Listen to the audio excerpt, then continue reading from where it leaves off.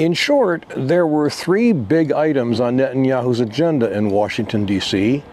Negotiations for release of remaining hostages held by Hamas, a green light from the U.S. to strike Iran if it returns to the development of nuclear weapons, or, just as importantly, building back its arsenal of ballistic missiles to overwhelm Israel's defense.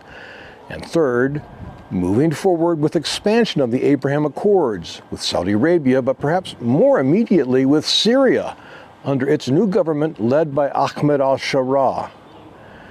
Perhaps needless to say, there was a lot of speculation here about what would happen in the meeting between Trump and Netanyahu. There was a lot of speculation because there was also a lot of secrecy. Neither side leaked hints about likely outcomes. As for the meeting itself, the expectation was a formal sit-down in the White House followed by a press conference. Were both sides guarding against disclosure of specific strategies? Were they anticipating some kind of major announcement? One of Jerusalem's biggest concerns is what to do with Gaza. Place it under Israeli military rule? Turn it over to the Palestinian Authority? Or perhaps to an Arab state coalition? None of these have much, if any, appeal. There was, however, a fascinating proposal put forward by Sheikh Wadi al-Jabari, Arab leader of the most influential clan in Hebron, the place where Abraham, Sarah, Isaac, Rebekah, Jacob, and Leah are buried. As reported by the Wall Street Journal, Sheikh Jabari and 4 other leading Hebron sheikhs have signed a letter pledging peace and full recognition of Israel as a Jewish state. Their plan is for Hebron to break out of the Palestinian Authority, establish an emirate of its own, and join the Abraham Accords. In short, al-Jabari's plan offers an alternative to the moribund Palestinian Authority. In a similar vein, a group inside Gaza has been engaged in active combat with Hamas for several weeks. The Tarabin clan's military leader, Yasser Abu Shabab, has gone on the record to say, "Who can still give legitimacy to Hamas, kidnapping and killing children like those from the Bibas family?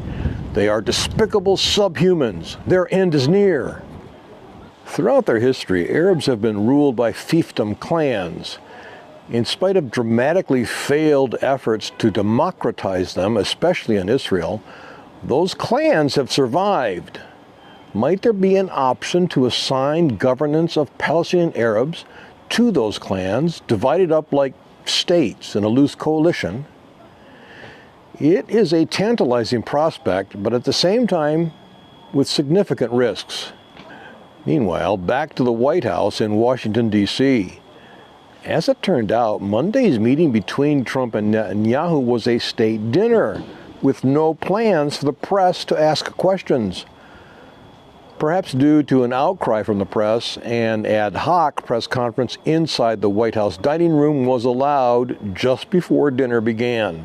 Seated on one side of the table was President Trump with key personnel on each flank, including Secretary of State Marco Rubio, Secretary of Defense Pete Hegseth, U.S. diplomat to Israel Mike Huckabee, and U.S. Special Envoy to the Middle East Steve Witkoff.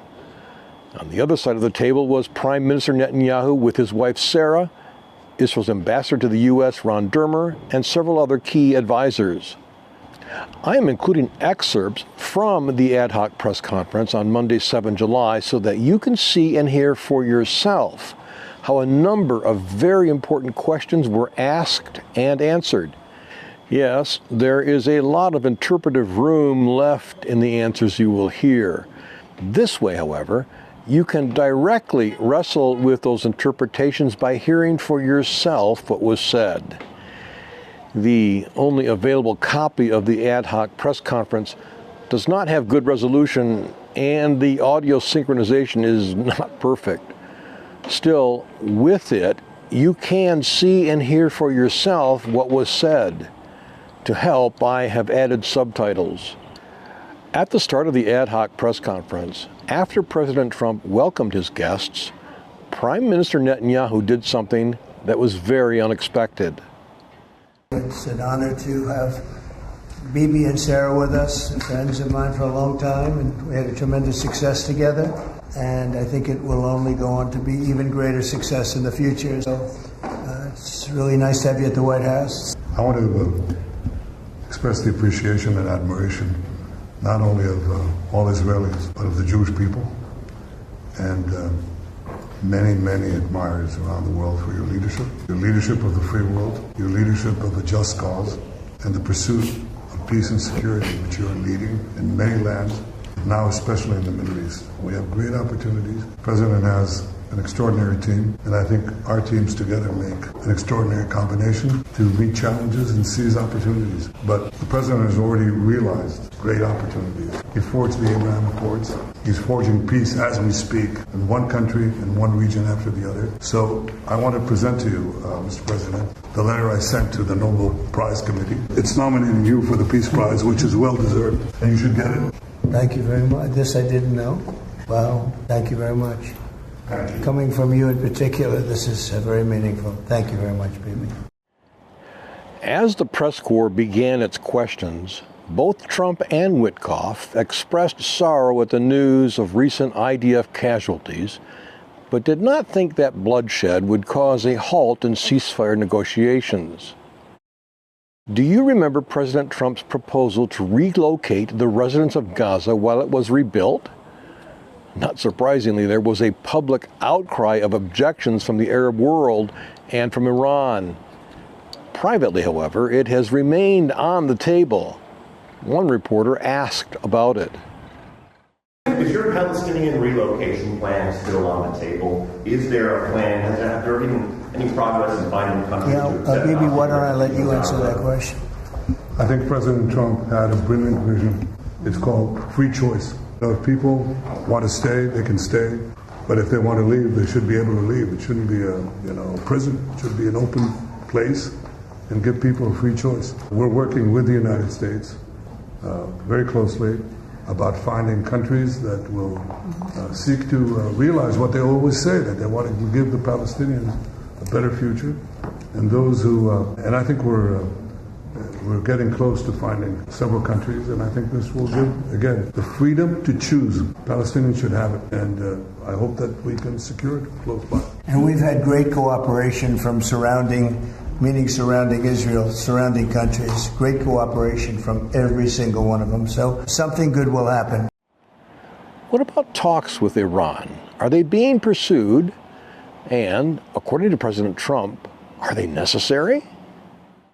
Mr. President, on the Iran talks, can you say if you've scheduled the next round of Iran talks? Right. We have scheduled Iran talks, and they want to talk. They took a big drubbing, I think, when we hit the three sites, really. I would say the three sites, not just the one. The one was a big one, and it was deep in granite, and it was obliterated. It turned out the Atomic Energy Commission said it is obliterated. I would just want to take our hats off to those incredible flyers, the people that flew that big machine, and frankly, the mechanics and everybody else. I mean, they had zero. They flew for 37 hours with zero problem mechanically. I mean, when you think in carrying the biggest bombs ever, the biggest bombs that we've ever dropped on anybody, when you think non-nuclear, and we want to keep it non-nuclear, by the way. But they did a phenomenal job. It was an amazing job, and I think that was, I was talking to Bibi about it before, that was the very beginning of the end. It ended very quickly after that. What about the two-state solution? Is it still on the table? Notably, President Trump refers this question to Prime Minister Netanyahu and lets his answer stand. Do you think that there can be a two-state solution that creates an... I don't know. I'd ask Bibi that question. You have the greatest man in the world to answer that age-old question, two-state. Go ahead. You give him your honest answer. I think Palestinians should have all the powers to govern themselves, but none of the powers to threaten us. That means that certain powers, like overall security, will always remain in our hands. Now, that is a fact, and no one in Israel will agree to anything else because we don't commit suicide. We want life, we cherish life for ourselves, for our neighbors, and I think we can work out a peace between us and the entire Middle East with President Trump's leadership, and by working together, I think we can establish a very, very broad peace that will include all our neighbors. If the U.S. engages in talks with Iran, what will be the objectives? If you are not yet a subscriber to endtimes.com and would like to see the rest of this important report and others like it, I urge you to subscribe right now at the website endtimes.com.